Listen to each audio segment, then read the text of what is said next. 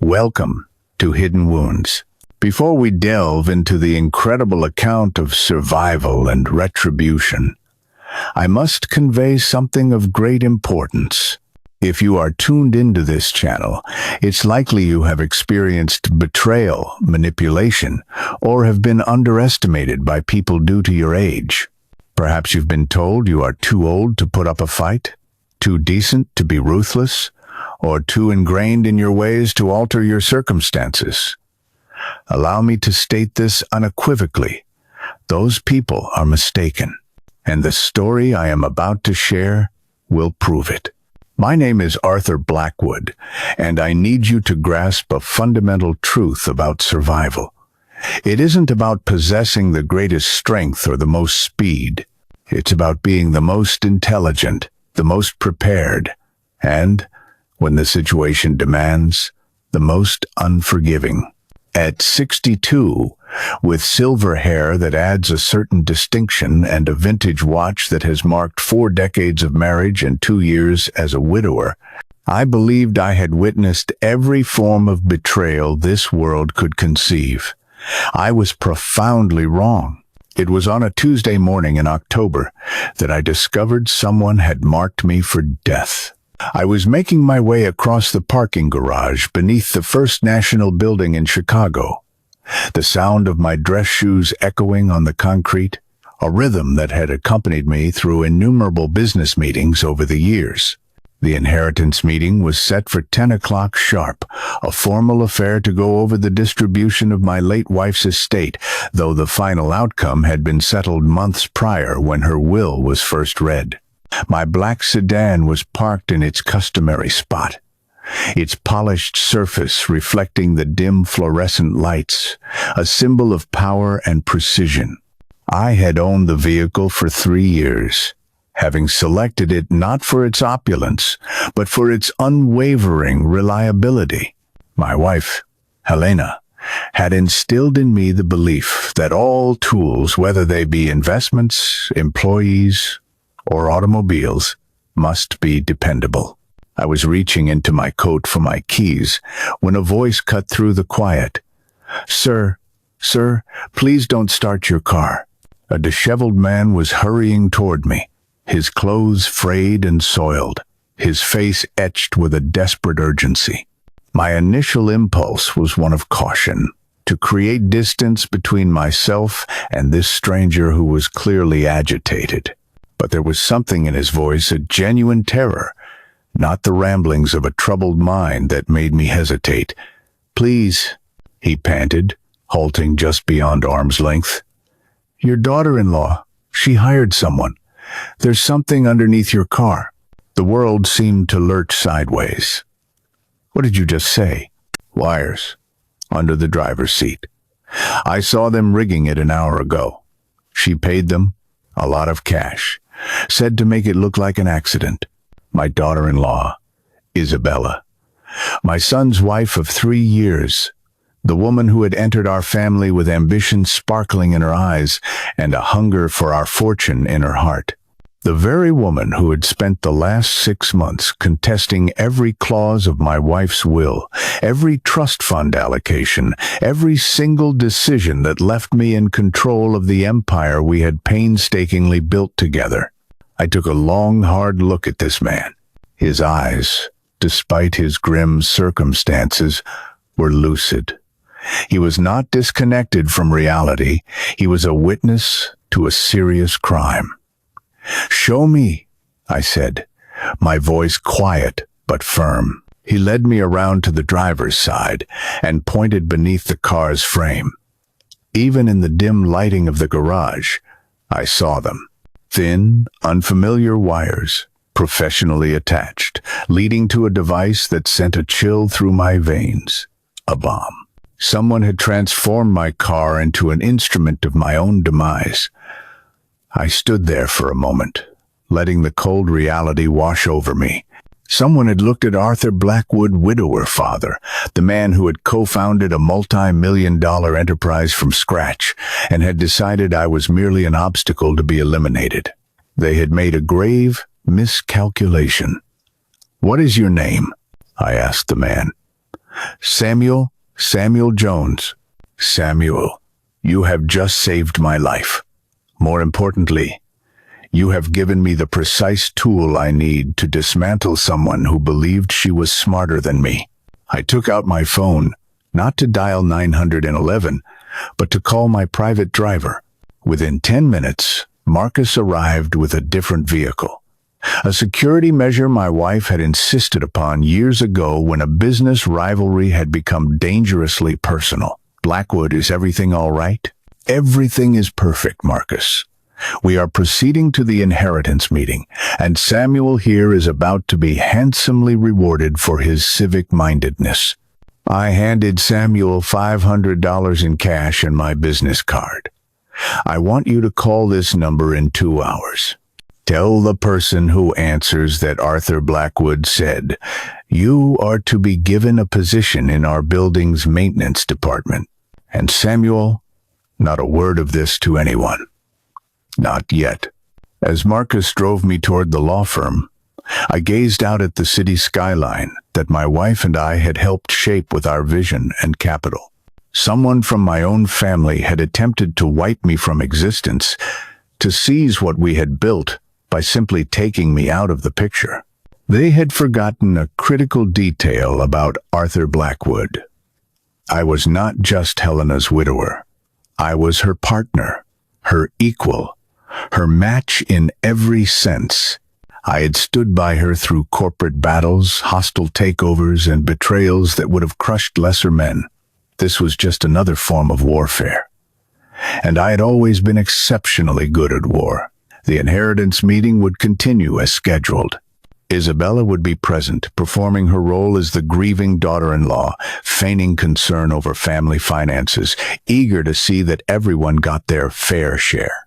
She would offer her perfect, practiced smile and speak in her carefully controlled tones about how much she missed Helena, how deeply she wanted to honor her memory. She had no clue that I was aware she had just tried to have me killed. She had no clue that instead of hearing news of my tragic accident, she was about to see me walk through that door alive, fully aware and incandescent, with a cold, controlled fury. In business, surprise is a powerful asset. In revenge, it is the line between victory and annihilation. I adjusted my tie and checked my reflection in the window. Impeccable suit, perfect composure. I looked exactly like what I was, a man of substance, dignity, and now, a lethal purpose. "Marcus," I said as we pulled up to the law firm, "after this meeting, I need you to contact Silas Croft. Tell him Arthur Blackwood has a job for him, and that money is no object." Silas Croft was the private investigator who had assisted my wife and me in navigating some of our more delicate acquisitions. He was discreet, thorough, and utterly unburdened by moral reservations when the fee was right. I was going to require his particular talents, because this was not just about surviving a single murder attempt. This was about uncovering the full scope of the conspiracy. Who wanted me dead? Why and how many were involved? And then, once I had all the answers, I was going to demonstrate precisely what happens when you try to kill Arthur Blackwood and fail. Some people learn from their mistakes. Others do not get the chance. Isabella was about to find out which category she belonged to. The offices of Sterling, Hartwell, and Associates spanned the entire 42nd floor of the Meridian Tower, offering panoramic views of a city that had come to respect the Blackwood name over 4 decades of strategic ventures and influence. I entered through the grand mahogany doors at precisely 10:00 a.m., my shoes tapping against the marble floors that had seen the transfer of fortunes between families, just like ours. The receptionist's eyes widened for a fraction of a second when she saw me, not because my arrival was a surprise, but because I commanded a certain presence in rooms like this. At 62, I had come to understand that presence was far more valuable than youth, and dignity more potent than superficial charm, though I possessed my share of the latter. "Mr. Blackwood, they're expecting you in the conference room." "Thank you, Clara." I had known Clara for 15 years. She had started as a junior secretary when my wife and I first engaged the firm. Now, as the office manager, she understood the unspoken dynamics of power in these settings. The conference room doors were solid oak, built to contain conversations that could alter destinies with a single signature. I paused for a moment before entering, not out of hesitation, but out of a keen sense of anticipation. On the other side of those doors sat my son's wife, likely glancing at her watch, wondering why news of my fiery demise hadn't yet broken on the morning news. I opened the doors and stepped inside. The result was instantaneous and exquisite. Isabella Blackwood, 28 years old, blonde, impeccably dressed in an ensemble that cost more than a teacher's monthly salary, looked up from her phone with the serene confidence of someone expecting to become a multi-millionaire within the hour. When her eyes met mine, her face betrayed a fascinating cascade of emotions. First, sheer confusion. Why was I standing here when I should be dead? Then came the dawning recognition, the horrible understanding that her plan had failed. And finally, pure, unadulterated terror, as she realized that if I was alive and in this room, I almost certainly knew what she had done. She fainted. It wasn't a dramatic, theatrical collapse.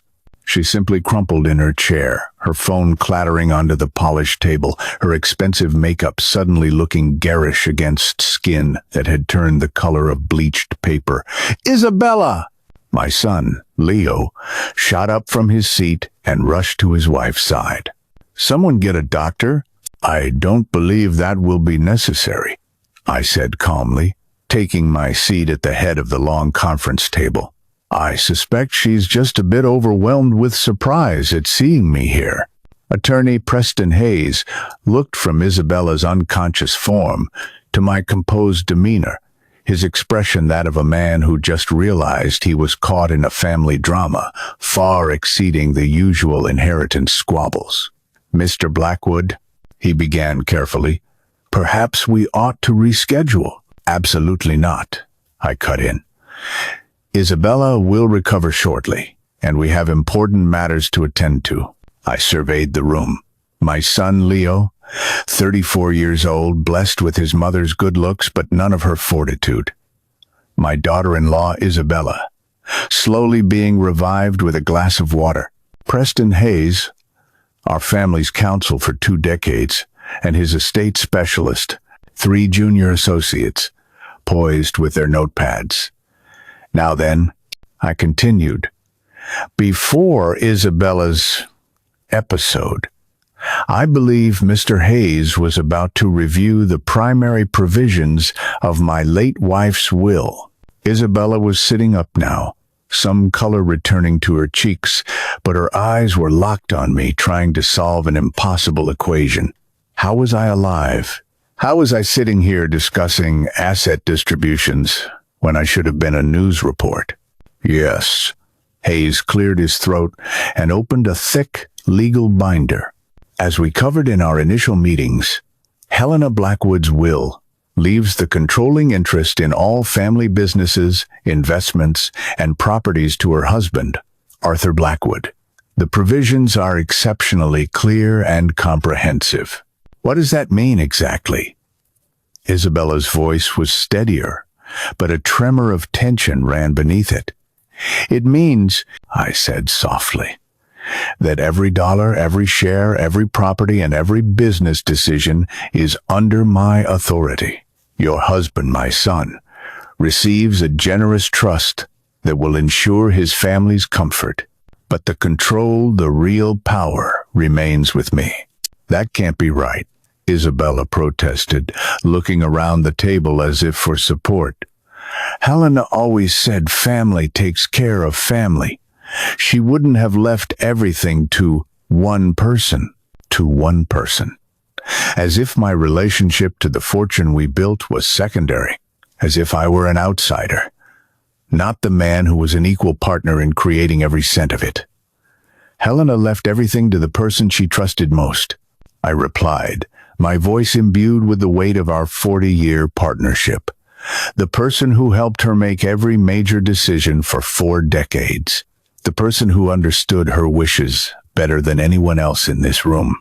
Isabella's hands were trembling now. There must be a mistake. Leo is her son, her only child. Surely nothing. I leaned forward just enough to shift the tone from business to personal. Helena's will is a reflection of her values, competence, loyalty, and the wisdom to know the difference between family members who add to our legacy and those who only seek to drain it. The atmosphere in the room grew colder. Leo looked back and forth between his wife and me, the realization dawning that he had walked into a minefield. "Father," he said hesitantly, "I think what Isabella is trying to say—" "I know exactly what Isabella is trying to say, Leo, and more importantly, I know exactly who Isabella is." Her carefully constructed facade began to crack. "What is that supposed to mean?" "It means Helena and I didn't build this empire by being naive. It means we learned to recognize greed and manipulation, and it means some people in this room have mistaken my patience for weakness." I stood, smoothing the front of my jacket. "Preston, I'd like you to review the specific clauses regarding challenges to the will, particularly the ones my wife insisted we include, about beneficiaries who might try to circumvent her wishes through unconventional means." Hayes flipped through the document, his expression growing uneasy. "The will contains a comprehensive no-contest provision. Any beneficiary who challenges the will's validity, attempts to manipulate its execution, or engages in actions designed to alter its provisions, forfeits their inheritance in its entirety." And what actions might fall under that provision? Well, the language is quite broad. It covers legal challenges, but also coercion, fraud, or other activities designed to subvert the testator's wishes. Isabella had gone pale once more. "What are you implying?" I walked slowly around the table until I was standing directly behind her chair. "I'm not implying anything, Isabella. I'm stating facts. Helena Jolly left very specific instructions about what to do if anyone in this family proved themselves unworthy of her generosity. Those instructions are now in effect." The meeting carried on for another hour, with the attorneys droning on about trusts and tax implications. But the true business had been settled in those first few minutes. Isabella now knew that I was alive, that I was aware, and that I was in absolute control of the fortune she had tried to steal. More importantly, I knew exactly who my enemy was, and the desperate lengths she was willing to go to. The game was afoot, and she had already lost the opening move. As we were leaving, Isabella approached me, her smile a brittle mask. "Arthur, I hope there are no hard feelings about any misunderstandings. We're family after all." I looked at this woman, this beautiful, ambitious, murderous woman who had married my son for his birthright and tried to kill me when that proved insufficient. "Victoria," I said gently, "we most certainly are family. And family always takes care of its own. I'm going to take very good care of you." I could see the flicker of fear behind her eyes. She was starting to understand that surviving a murder attempt wasn't the end of her problems. It was the beginning of mine. And my problems had a tendency to become other people's nightmares. That evening, I sat in the study my wife had cherished, surrounded by the books and accolades that marked 4 decades of forging an empire from little more than intelligence, resolve, and a ruthless pragmatism that turned vision into reality. Helena's portrait hung above the fireplace, painted in her 60th year, a testament to a woman who had faced every challenge the world could offer and emerged triumphant. She had been formidable, not just in boardrooms and negotiations, but absolutely lethal when anyone threatened what she had built. I poured myself a glass of bourbon and let my mind drift back to how we had arrived here, how we had created something worth killing for. Helena and I met in graduate school, two ambitious souls who saw in each other a rare blend of intellect and hunger. She was studying business and law. I was focused on finance and economics. Our attraction was as much intellectual as it was romantic. Our courtship was a series of debates over market theories, corporate strategies, and geopolitical shifts. We married not out of fleeting passion, but out of a mutual recognition that we were equals partners in building something that demanded absolute trust and loyalty. Our son Leo was born after we had established our financial foundations. We had hoped to pass on not just wealth, but wisdom. We failed. Leo grew up coddled and privileged, shielded from the struggles that had forged our characters. He attended the finest schools and joined the right clubs, but he chose the path of least resistance. Marry well and wait for his inheritance. Isabella entered his life 3 years ago like a heat-seeking missile aimed at our fortune. She was beautiful, charming, and possessed a strategic mind that she applied with predatory focus. Leo, flattered by the attention, was completely oblivious. Helena saw through her from the start. "She's counting our money before the wedding invitations are even printed," she'd remarked after one particularly grating dinner where Isabella had probed relentlessly about our investment portfolio. "Leo is infatuated," I had replied. "He'll see it eventually." "Leo is weak," Helena had countered. "He won't see it until it's too late." She was right, as she so often was. After a lavish wedding and honeymoon funded by us, Isabella immediately began questioning why their house was in our name, why their allowance wasn't larger, why she couldn't access the principal of Leo's trust fund. Within a year, she was consulting estate attorneys about Helena's will. After Helena's sudden death from a heart attack, her timeline accelerated. At the funeral, her grief was a masterful performance, but her attention quickly turned to practicalities. When would the will be read? How long would probate take? She had expected to be married to a wealthy heir, free to spend as she pleased. Instead, she found herself married to a man whose inheritance was controlled by a father-in-law who had no intention of conveniently dying. So, she began exploring more permanent solutions. I finished my drink and walked to Helena's desk, where I kept a file I had started on Isabella shortly after their engagement. It contained financial records, background checks, social media analyses, everything needed to understand the woman my son had brought into our family. The file had grown substantially since Helena's death, filled with records of Isabella's spending, her social contacts, and recordings from security systems she didn't know existed. Most damningly, it documented her recent meetings with individuals whose skills were far from conventional. She thought she was being clever, using burner phones and cash-only transactions. But she made the fatal error of underestimating her adversary. I had not survived 40 years of corporate warfare by being blind to threats. Isabella wanted me dead because she believed that with me gone, she could manipulate Leo into giving her everything. She calculated that a grieving son would be easier to control than a suspicious father-in-law. She was wrong on every count. Leo was weak, but not entirely foolish. Without my guidance, their extravagant lifestyle would deplete the assets we had spent a lifetime accumulating. But more immediately, she had forgotten something crucial. I was not just Helena's widower.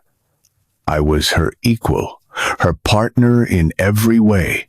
I had learned to think as she thought, to plan as she planned, and to fight as she fought. And Helena Blackwood had been absolutely ruthless when her family was threatened. I picked up my secure phone and dialed a number I knew by heart. "Silas, it's Arthur Blackwood. I need to see you tonight. Bring everything you have on Isabella Blackwood from the last 6 months. I'll be there in an hour." Tonight, I would plan. Tomorrow, the real work would begin. Victoria thought she was playing for money. I was playing for principle. The difference would soon become devastatingly clear to her. Silas Croft arrived at 11 p.m., carrying a briefcase filled with 6 months of surveillance, financial analysis, and documentation that would have impressed a federal agency. At 55, Silas had the weathered look of a man who'd spent 2 decades in federal law enforcement before moving into private investigation for clients who valued discretion above all else. "Arthur," he said, settling into the chair across from my desk, "I heard about your close call this morning. News like that travels fast, especially when car bombs and inheritances are involved. I've been expecting your call." Silas had worked for Helena and me on numerous occasions, handling sensitive matters that required a particular skill set. He understood that in our world, information was the ultimate currency, and secrets were more dangerous than any weapon. "Tell me what you have." "Isabella Blackwood is in debt for over $300,000, he began.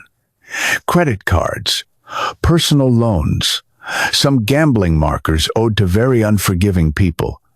She's been living far beyond even your family's generous means." This wasn't entirely a shock.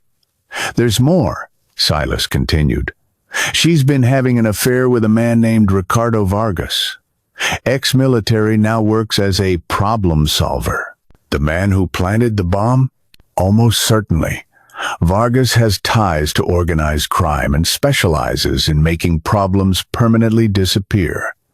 Isabella has been paying him from a secret account." Silas spread surveillance photos across the desk.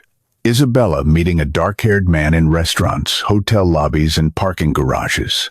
"She's playing a much more sophisticated game than your son realizes." "My son doesn't realize much of anything." "He's completely oblivious," Silas confirmed. "He thinks she spends her afternoons at charity luncheons and spa appointments." I studied the photos. Isabella's body language was different, more confident, more aggressive. This was the real Isabella, not the demure daughter-in-law she played for our family. What was her timeline? Based on our intercepts, she was planning to eliminate both you and Helena within the year. Helena's death sped things up.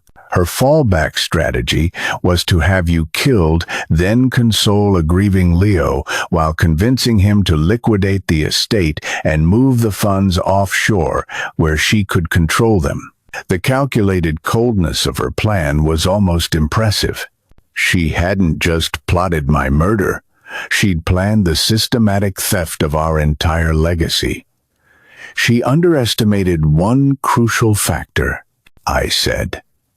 She assumed I would react like a typical victim with fear, shock, and a call to the police. Silas nodded. He knew me better than that. "What do you want me to do?" I walked to the window overlooking the garden Helena had planted. "I want you to help me set a trap, one that will expose not just her intentions, but her methods, her associates, and her complete lack of honor. The kind of trap that uses her own greed as the bait." Over the next hour, we crafted a strategy. It was elegant in its simplicity. I would create an illusion of vulnerability, and we would document every move she made in response. 2 days later, I put the first phase into action. I scheduled a meeting with my financial advisor, ensuring Leo and Isabella would overhear the details during our weekly family dinner. The meeting, I mentioned, would take place at our remote estate in upstate New York, a private, isolated property perfect for our purposes. It was equipped with a comprehensive security system, and its multiple access routes would allow Silas's teams to monitor anyone approaching. Isabella took the bait perfectly. Within hours, she was on the phone with Ricardo Vargas, arranging for another accident. This time, the plan was to tamper with my car's brake system, ensuring I wouldn't survive the winding mountain roads. What she didn't know was that Silas's team was monitoring her every move. The car she was targeting had been swapped with an identical vehicle, fitted with recording devices and a state-of-the-art backup braking system. Every phone call, every transaction, every clandestine meeting was being meticulously documented. I drove to the estate as planned, going through the motions of my financial meeting. Then I headed back toward the city. The brakes failed exactly as they had planned. But instead of plunging me off a cliff, the backup system engaged flawlessly, bringing the car to a controlled stop at a location where emergency services, positioned by Silas hours earlier, were already waiting. From Isabella's perspective, her second murder attempt had failed by some miracle. From my perspective, I now had indisputable documentation of a conspiracy to commit murder for financial gain. That evening, I called my son. "Leo, my boy, I need to tell you about something rather disturbing that happened today." By morning, Isabella would find that her luck was about to run out completely. She still had no idea that it was never luck at all. It was my decision to let her live long enough to orchestrate her own destruction. The autumn charity gala at the Metropolitan Club was Isabella's natural habitat. It was an assembly of the city's wealthiest and most influential, a place where business deals were sealed and social hierarchies reinforced. I arrived fashionably late, dressed in a custom tuxedo that bespoke understated power. At 62, I knew that respect was commanded not by shouting one's worth, but by projecting a quiet, unshakable confidence. Isabella was already there, holding court by the champagne fountain, a vision in a red dress that was both beautiful and slightly too bold for a woman supposedly in mourning. She saw me the moment I entered. I watched her posture stiffen, her smile tighten. The failure of her second attempt had clearly rattled her. "Arthur, you look absolutely wonderful," said Eleanor Vance, the club president's wife, greeting me with the enthusiasm reserved for major donors. "And Isabella has been such a help with our younger patrons. She has such fresh ideas." Fresh ideas. That was certainly one way to describe Isabella's strategy of charming, wealthy, unmarried men into donating to causes she barely understood. I moved through the room, navigating the currents of conversation.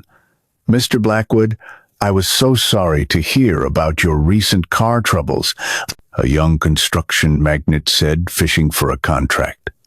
"Thank you," I replied smoothly. "Just an unfortunate mechanical failure. I'm grateful it wasn't more serious." "Indeed," he mused. "Though I must say, you seem to have had some remarkable luck lately. Not many people survive brake failure on those mountain roads."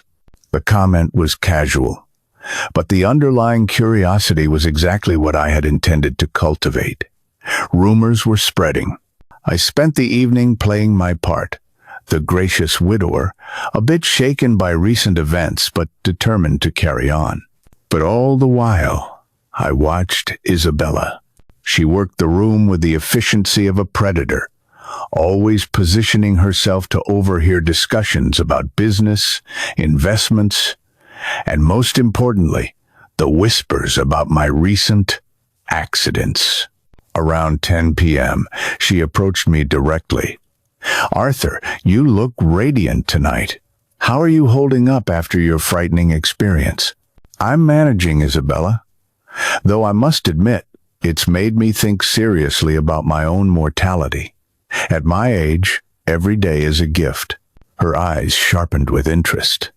"Oh, I hope you're not being overly dramatic. You're hardly ancient. 62 feels different after you've stared death in the face twice in 1 week. It makes a man reassess his priorities." I let the statement hang in the air. If I was reassessing my priorities, might that include my estate?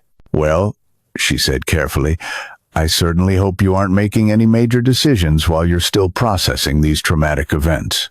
"Actually, I'm meeting with my attorneys next week to discuss some significant changes to my estate planning. Helena's will was written assuming we had many more years. Now that I'm facing these realities alone," the flicker of triumph in her eyes was unmistakable. "That sounds very wise," she said, "and I'm sure Leo would be happy to help you think through any complex decisions." Every word of our exchange was being recorded by a sophisticated device concealed in my cufflinks. What Isabella didn't know was that this was just another layer of the trap.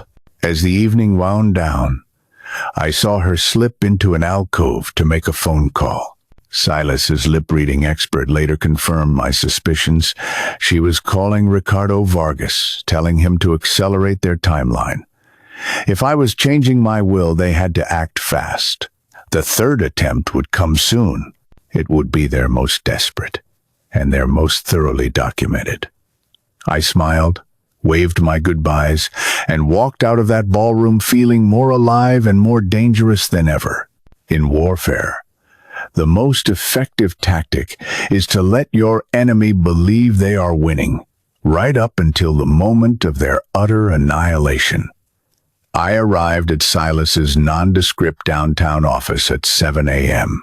He was already surrounded by a mountain of evidence. "Victoria certainly seemed to take the bait," I said. Silas played back the recorded calls. Isabella's voice was clear as she coordinated with Ricardo Vargas. "She's panicking," Silas observed. "She's convinced that if she doesn't eliminate you in the next few days, you'll change the will and lock her out permanently."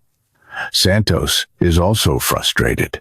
2 failures have damaged his reputation. He's demanding a higher fee and a more direct method.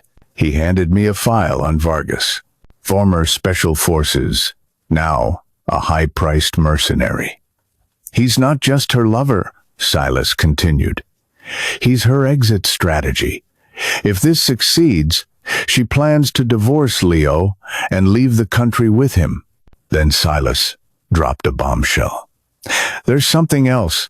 We've discovered Victoria has been in contact with one of Helena's old business rivals, Marcus Thorne.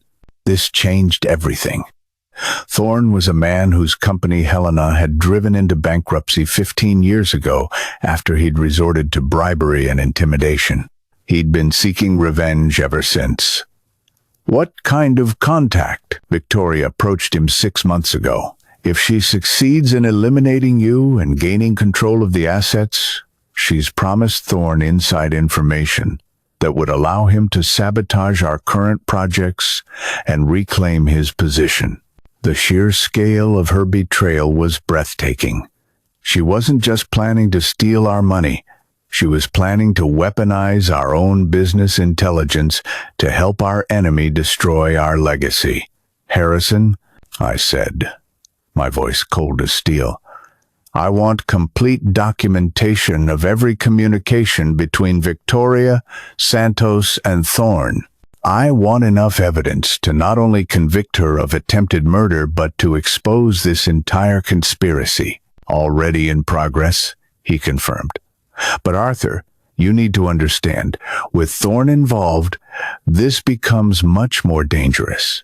He has resources and motivation that go far beyond what Santos can provide." I looked out at the financial district, at the skyline Helena and I had helped build. Thorne made the same mistake 15 years ago that Victoria is making now. He underestimated us. He thought because Helena was a woman, she was the weaker partner.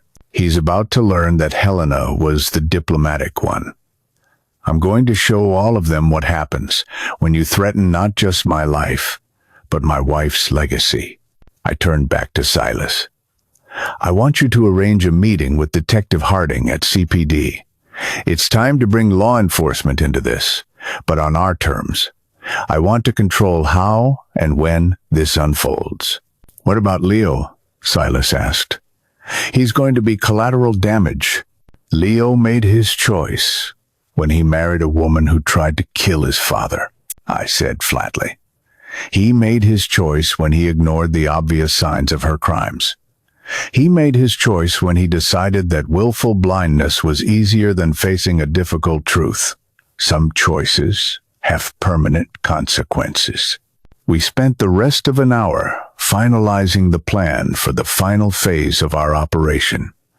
By the time we were finished, Isabella wouldn't just be facing murder charges. She would be facing a mountain of conspiracy, fraud, and embezzlement charges with no chance of a plea bargain. But first, she would get exactly what she thought she wanted. One final, perfect opportunity to kill Arthur Blackwood. And when she took it, it would be the last mistake she would ever make. The dinner invitation had been extended 3 days prior. A family reconciliation meal at my home. Just Leo, Isabella, and me. Isabella had accepted with an eagerness that was almost comical. She believed I was finally succumbing to my mortality, ready to make peace and, more importantly, to make changes to my estate that would benefit her. She was partly right. I was indeed ready to make peace, the kind of peace that is absolute and final. My home had been converted into a surveillance hub. Harrison's team had installed concealed cameras and microphones in every room. Safety protocols were in place to neutralize any poison she might introduce, all while documenting her every action with forensic precision. They arrived at 7 p.m., sharp, bearing flowers, and an expensive bottle of wine. "Father, you look wonderful," Leo said, his affection seemingly genuine. "Hannah, I brought a special wine," Isabella chimed in. "I thought we could toast to new beginnings." "How thoughtful," I replied smoothly. "Though, I should mention my doctor has advised me to avoid alcohol while I'm on medication for the anxiety from my recent accidents. Perhaps we can save it." The flicker of disappointment on her face was fleeting but confirmed my suspicions. The wine was her intended weapon. "Of course," she recovered. "We want you to be comfortable. I had prepared the dinner myself, a simple, home-cooked meal designed to suggest warmth and reconciliation. Every ingredient, however, had been sourced and prepared under Silas's supervision, with samples secured for later analysis. The conversation over dinner was a masterclass in subtext. We talked about Leo's work, Isabella's charitable activities, and Helena's legacy. "I've been thinking a great deal about legacy lately," I said as Isabella served dessert. "About what Helena would have wanted." "She was such a wise woman," Isabella replied wistfully. "I'm sure if she'd known you'd be facing these challenges alone, she would have wanted to ensure you felt secure, without the burden of managing everything. It was a skilled performance, positioning her greed as concern." "That's an interesting perspective," I agreed, taking a small bite of dessert and watching her reaction. "In fact, I've scheduled a meeting with my attorneys next week to discuss exactly those kinds of adjustments." The triumph in her eyes was barely concealed.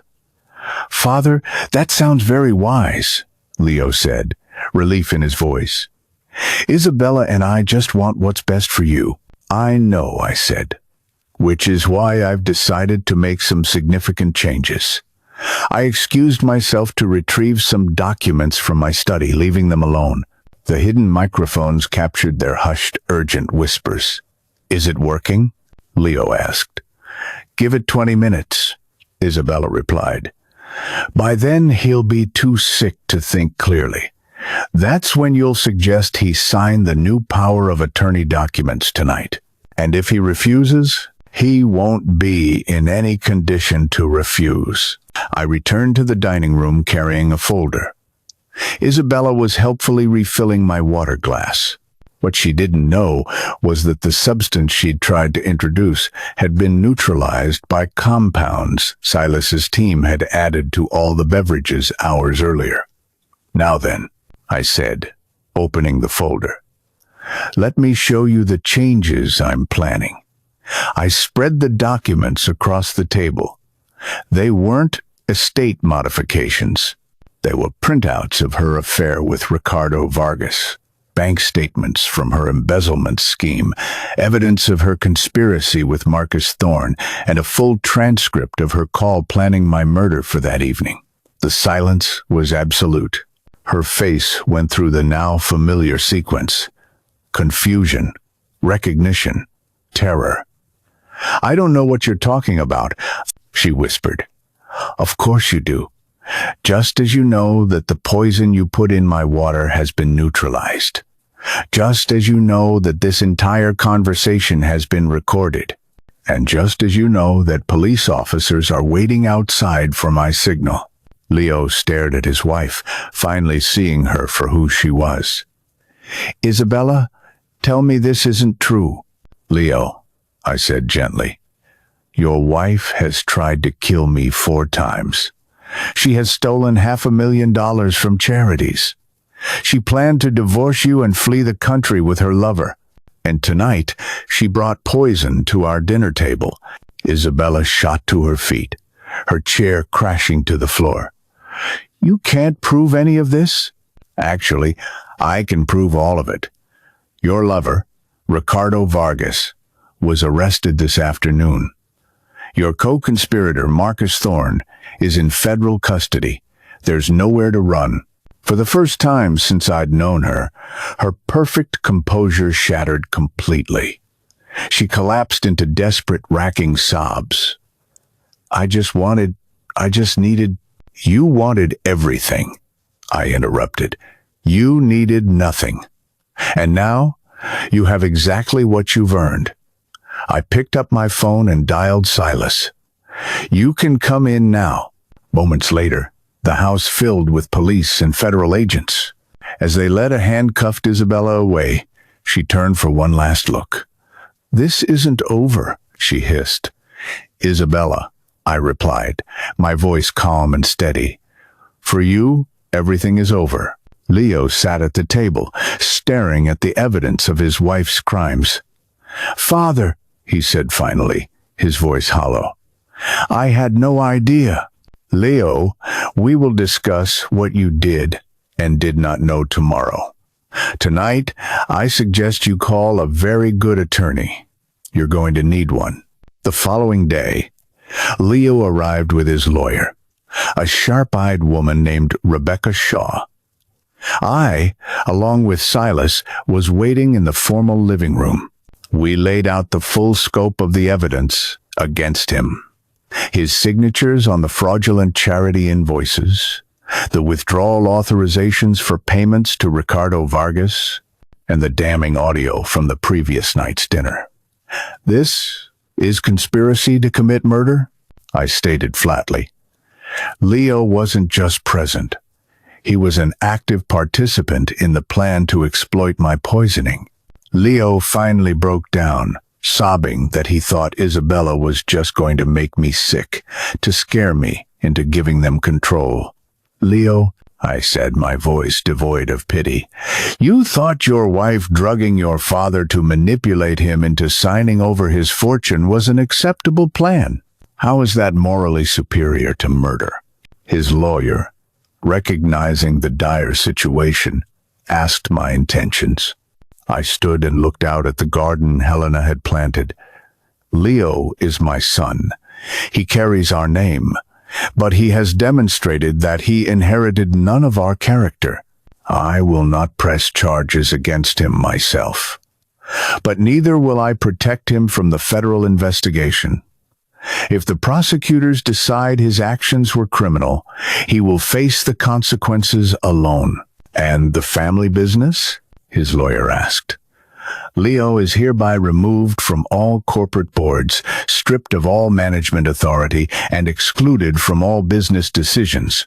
His trust fund will provide for his basic needs, but he will never again have access to the family fortune. Father, please. Leo, you made your choices, I said, walking to the door. Now you will learn what permanent consequences truly mean. 3 weeks after Isabella's arrest, I stood before 500 of the city's most influential citizens at the annual Metropolitan Museum Gala, serving as the keynote speaker. I wore a midnight blue Armani tuxedo and the Patek Philippe watch Helena had given me for our 40th anniversary. I was not there simply to honor my wife's memory. I was there to reshape our community's understanding of responsibility. Good evening, I began, my voice carrying through the grand hall. Recent events have convinced me that this community needs a more complex conversation about trust, responsibility, and the true cost of looking the other way. A murmur rippled through the crowd. This was not the speech they were expecting. 3 weeks ago, my daughter-in-law, Isabella Blackwood, a woman many of you welcomed into your homes and trusted on your charitable boards, was arrested. She spent 2 years systematically stealing from the very organizations she claimed to support, while planning to murder me for my inheritance. The silence was deafening. Her crimes, I continued, were not committed in a vacuum. They were enabled by a community that values appearance over substance, charm over character. Every time someone overlooked her superficial commitment, every time someone accepted her flimsy explanations for financial irregularities, every time someone chose social comfort over asking difficult questions, they made her crimes possible. Behind me, a screen displayed the financial records of her embezzlement, $500,000 stolen from charities dedicated to helping children and curing diseases. This money was stolen from you, I declared. Isabella didn't just betray my family. She betrayed every single person in this room. The presentation continued, showing how Isabella had used her social connections, forged at events just like this one, to gain access to and exploit these organizations. You were not victims of Victoria's crimes, I stated, my gaze sweeping across the room. You were accomplices. Your negligence was her opportunity. I then laid out my ultimatum. From this day forward, any organization receiving funding from the Blackwood family will be subject to new, rigorous standards. Mandatory background checks for all board members, independent financial audits, full transparency. Compliance will be a condition of our support. We will no longer fund charity theater. We will fund charity work. The speech was a bombshell, but it was effective. The federal prosecutor in attendance later told me it had completely eliminated any chance for Isabella's defense to portray her as a victim and had spurred a citywide review of charity finances. 6 months later, after Isabella was convicted and sentenced to life in prison without parole, I established the Helena and Arthur Blackwood Foundation with an initial endowment of $50 million. Its mission: to support charities that met our new, stringent standards of accountability, and to fund educational programs, teaching nonprofit leaders how to identify and prevent the kind of exploitation Isabella had perfected. Her crimes became a case study in business schools, a permanent lesson. Leo was quietly living a modest life, an analyst at a firm where his last name meant nothing. Our relationship was cordial but distant, permanently fractured by his choices. I discovered something profound in all this. The most effective revenge wasn't just seeing my enemies punished. It was transforming their destructive actions into a catalyst for positive, lasting change. Isabella would spend her life in a cell, but her true legacy would be the strengthened systems and educated leaders that would prevent predators like her from succeeding in the future. She had tried to steal our wealth, but instead, she became the unwitting instrument for expanding our true legacy, one of integrity, responsibility, and enduring strength. She tried to write me out of existence. Instead, she gave me the materials to build something better, something that would last forever. If Arthur's journey from betrayal to triumph resonated with you, consider subscribing to Hidden Wounds. Share this story with others who believe that our deepest scars can forge our greatest strengths. Hit the like button to let us know you're here, and join our community as we continue to explore stories of resilience and redemption.